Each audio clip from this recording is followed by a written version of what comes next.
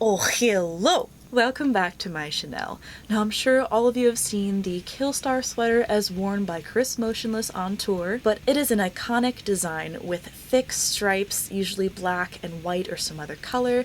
My Killstar sweater is black and red, and it's made of very light yarn and has some very cool rips and tears all throughout the sweater. But Killstar is not the only one selling this design. Now, I do have a variety of them to show you because I cannot get enough of this design. I have the original Killstar design from Killstar themselves, and then I have 4 other sweaters from different places. So I'll be comparing all 4 of my other sweaters to the original Killstar one to see what the quality is like. This video is sponsored by Night X, and they are a fashion brand with clothing and jewelry. And their products are catered towards men, which is fantastic because it's really hard to find good gothic and alternative brands just for guys. They have bracelets, jewelry, necklaces, clothing, watches, hoodies, pants, t-shirts galore. Always nice to have more alternative and gothic options for guys to shop.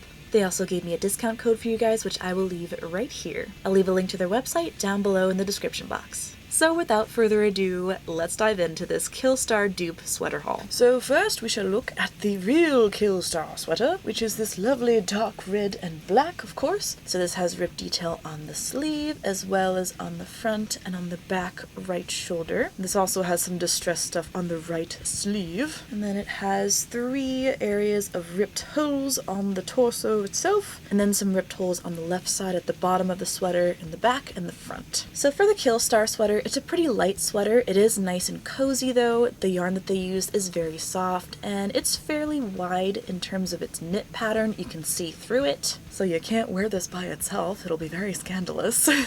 And it is also somewhat stretchy. So I love this sweater. I've worn it a bunch, and I love the color of the stripes. So first up, let's look at this black and white one, which is one of my favorites. I got this one before I even got the Killstar one. This is from the brand Unzi, but I do believe that they get their stuff from AliExpress, so for all intents and purposes, this is probably from AliExpress. Now, I am immediately noticing a difference in softness between these two. The Killstar is a lot softer and it feels fluffier, for lack of a better term, a lot more cozy. Whereas with this one, it feels a lot more coarse, not as soft. This one does have stretch to it. It is also see-through. You cannot wear this by itself. This one also has some ripped stuff on the right sleeve, the back on the left, and the front, and then the distressed part is huge. You can easily put your hand through it on this one in the front, whereas with the Killstar one, it's a lot more webbed, so it's a lot harder to get your hand through it. And I'll do a little try on for each one of these so you can see and compare what they look like. So the holes on this one are a lot bigger than on the Killstar one, and in each one of the distressed sections in the front, like here, you can see I can clearly just put my hands right through it. In terms of weight, it's interesting. The Killstar one is actually a little bit lighter than this black and white one as well. So it's a teensy bit heavier, probably just because they use different yarn. But overall, I'd say they look equally good when on. I think the neck of the black and white one has been a little bit stretched. So next up, we have another one of my favorites, black and baby pink, 2 of my favorite colors, and this one is from House of Widow, aka Dollskill. This one feels lighter than the black and white one from Unzi, and about the same as the one from Killstar. The softness is also a lot better. This feels just as soft as the one from Killstar, and the pattern is a little more tightly woven than the Unzi one. The only difference I'm finding between this and the Killstar one, aside from the pattern being a little different, is that this only has 2 ripped up sections in the torso, whereas the Killstar one has 3. Every location of all the other distressed parts are the same though, except the left shoulder on this pink one has a hole in it, which the original Killstar did not. But I love this one. It is very soft. Alright, let's see. We got a gray and black one, which is from Amazon. My mom actually got this for me for Christmas. Thanks, Mom. I was honestly quite surprised by the softness of this one. This is on par with the Killstar one. The neck is nice and wide. I think it's wider than the Killstar one for sure. This one has no distressed hole in the left sleeve. It also has no hole on the back. All the rips and tears are on the right sleeve of this sweater only. There's also 1 small hole in the back, and unlike the House of Widow one, this has 3 open sections on the front. This also has the ripped hole on the front left and back of the sweater. The only differences I can see are that it doesn't really have the distressed holes on the left side or on the back. In terms of weight, this almost feels a little heavier than the Killstar one, which I was surprised by, but the softness is fantastic in this one. I love it. The only bad thing is that on the listing it looked like it was different shades of gray, starting darker at the top and lighter at the bottom, because that's how the original Killstar design is, but doesn't look like there's a difference. I mean, on camera you can see it a little bit better, like it's a few shades darker, but I kind of want to dye it so I can actually see a big difference between the shades of gray on this. So it was a little bit of false advertising there, but are we surprised? It's Amazon. But other than that, I do love this sweater. So for our final dupe, this is also from Unzi, again, just AliExpress, and this is a purple one. I love this color so much.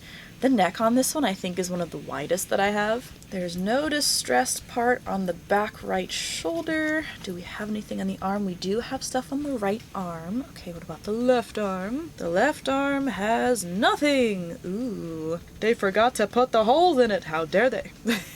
And in the front, we have 3 big sections of holes and then the little ones on the bottom left and in the back as well. Alright, so pretty close. I want to say this is the closest I've seen to the knit pattern from the original Killstar one. And I think this is also the closest in texture, which was very surprising. And the yarn is actually a darker black on this one than it is on the Killstar one. Also very surprising. I just love the vibrancy of the purple yarn they used in this. It looks great, very soft.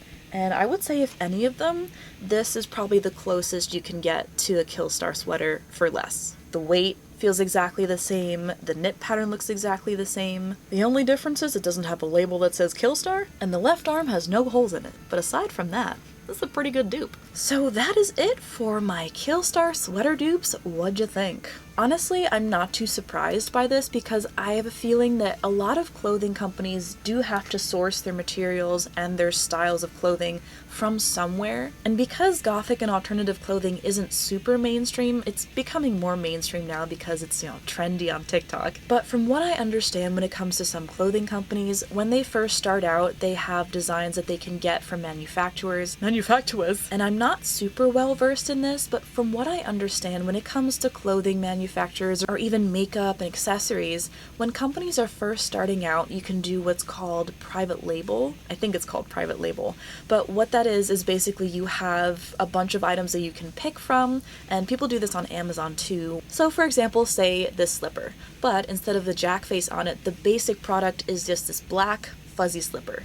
And if you as a company want to sell this slipper, you can just slap your name on it and it'll be good to go, and that can happen for anybody. It's not just one product sold by one company. It's a plain black slipper that anybody could put their name on it. Like if I wanted to sell this in my store, I could put Heather Blood on it somewhere and then be like, this is my special slipper that I'm only selling in my store because it has my name on it. But what you can do to customize it is you can add something. So here, they added Jack Skellington, which of course made me buy it because I love Nightmare Before Christmas, but that's a way that someone can customize a product that they bought from a distribution company.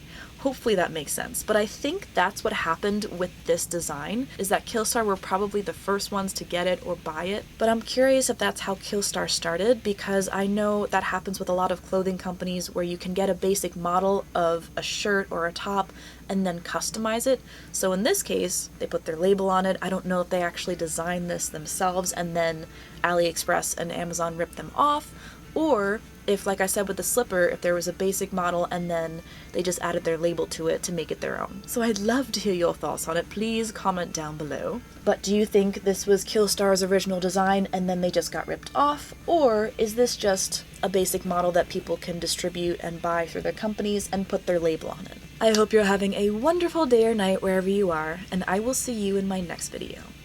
Bye!